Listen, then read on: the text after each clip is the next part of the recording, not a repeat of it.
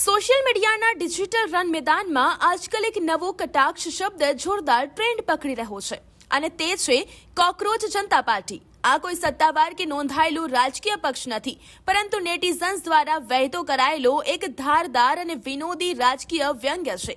વિજ્ઞાન કહે છે કે ગમે તેવો પરમાણુ વિસ્ફોટ થાય તો પણ કોકરોચ કપરા સંજોગો સામે લડીને જીવતો બચી જાય છે। બસ આ જ વિચારીને સોશિયલ મીડિયા યુઝર્સે રાજકારણ અને સામાજિક ચર્ચાઓ સાથે જોડી દીધો છે।